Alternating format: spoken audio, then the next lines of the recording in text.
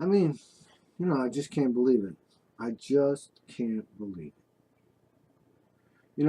I called them celebrity statesmen in my song Turn of the Century, which was originally written as it's going to be 1990. It was written before 1990. I'm so old now, almost 60. So that was, 30 years ago or so. I wrote that song. And the Republicans are just shameless. They're well, from my point of view, they are absolutely insane. Has the American psychological disease of self-intoxication gone so far that these bloated buffoons can parade before us in the name of the nation? And on the other hand, we have the cheating Clintons all over the place, just blatantly and boldly just cheating all they can to stop the Bernie Sanders movement, which is sweeping the nation. Now, these are smart people, the Clintons. They're like supposed to be like some of the smartest people, but their cleverness is just bloated by their narcissistic Southern aristocratic son of slavery mentality. Above the law, entitled, can do anything they want. The whole Congress is that way. The whole government is that way.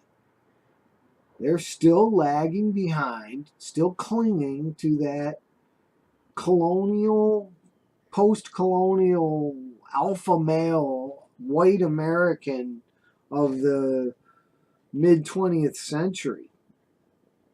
No, the world has moved on, folks. It's time for a social democratic movement to save the future. Now, I'm sorry, when an ancient creature, simple,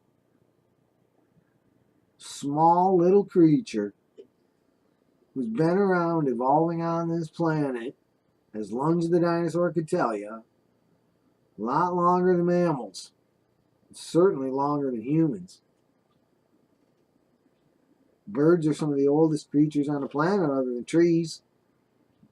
And that little bird landed on that podium, a future to believe in, and demonstrated that, there's no fear, violence, or hatred in that lovely, funny little man from Vermont. We have a chance. We really do. To save the future. I just don't understand it. How do these people, the cheaters and the buffoons, how do they see the world? Do they understand that we're all one, all connected, immortal energy flowing through the universe? Did they ever read the Arthurian legends that the land and the king were one? In their thirst, their unquenchable lust for personal power, do they forget the obligations of statehood? That's a sacred obligation, man. You don't mess with that. You don't cheat your way to the White House. That's not going to get you anywhere. Where's that going to get you? If you have to steal it, didn't we learn that lesson already?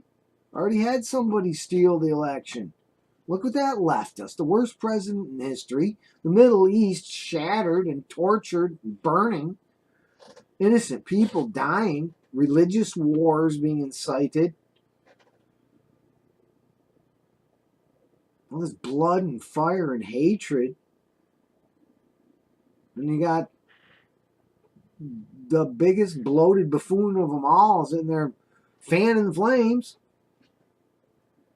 And one little, lovely little man lives simply in Vermont, dedicated to public service, not part of the elite, not elite wannabes like the Clintons, driven insane by their lust to be one of the bazillionaires and, of course, never being able to quite measure up to the big bazillionaires because you came up from the middle class. You're nothing.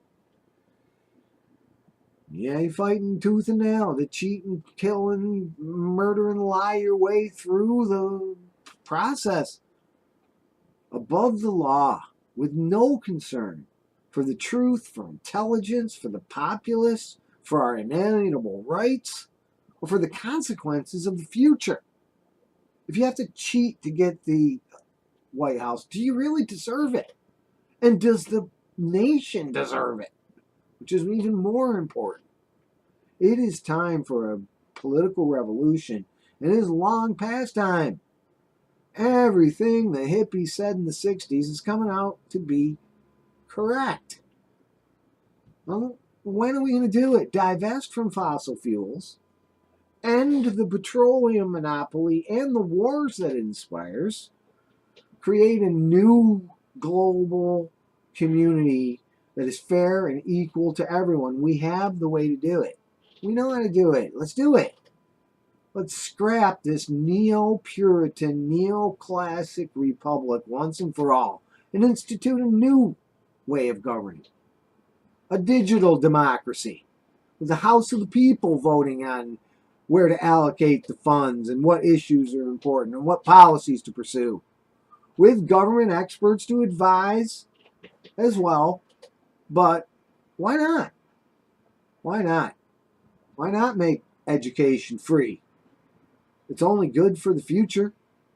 Why not make all life on earth sacred and all religions are beautiful gems of inspired thought and creativity and hope and mysticism? Let's dig it all. Not hate and kill. Go through all that. How many years do we have to say? Peace of mind is the great goal of life. Love of life is the great accomplishment in life. Not the acquisition of wealth. Not the higher prestige or privilege than our neighbor. Love God with all your heart. Love the energy of the universe, if you want to put it that way. Love and trust the universe. It's a living being. Love other people. Love yourself. And don't worry so much. Don't be so afraid. You won't need violence or hate or hurt. You'll be okay. Now, right now, during this election cycle and no further, we legalize the sacred weed and all that it represents. The ancient goddess civilization where the goddess of nature ruled the world, not the god of war. Time to give up the god of war. And lay that down, man. Little bird told us. Dove of peace. No more war. No more war. World peace. Put that money toward healing the planet and making things right for the low class, underclass, starving billions, and the middle class and doing all the work. And let the upper classes pay for it for once. And fine them heavily for their greed. Change the whole economy where there's a cap of $1 billion per individual earnings. That's it. Once you make more than that, everything else goes to the society to make a better world. And how about the poor? Give them some hope and some opportunities. They can move up. Maybe there won't be any more poor. What about that? Imagine it. Bernie, 2016. The bird has spoken.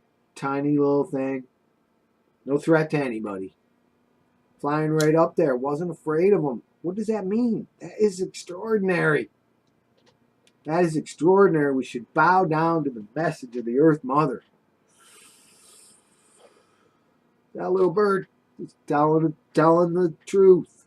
It's time to be little, simple, small. Not bloated, bigoted, narcissistic, sociopathic, and nuts. Blustering and militant and xenophobic and misanthropic and misogynistic and sexist and hate-filled. Bloated. Time to end this Republican, Democratic, corporatist, militant, congressional, Supreme Court, executive branch construct of treasonous gangsters and return our government to we the people, to the original ideals of the American Revolution, and start again in a new digital age. And do it for the future, not for yourself, not for your family and your kids and your town and your state and your country, the best country in the world. That's bullshit. No more alpha male white supremacist crap. That belongs to the colonial era, which we disavow. Now let us disavow the era of mechanized warfare for once and for all. And get on with it. What do you say? Come on, folks. I know you're on my side. I know you're on the side of love and life and peace and prosperity for everybody. Not just the 1.111000%. You know? I don't mind if somebody's rich, but geez, you don't have to be having it all. Well, I got to suffer through a whole lifetime of obscurity and pain and suffering and poverty and fear. And I'm not stupid. I'm not ignorant. I had to go through all those hard times, man. And it was totally unnecessary because I was right from 1970 when I said ecology was the most important thing that we had to address on the planet. And if we had done it in 1970, we wouldn't be looking at what we're looking at now.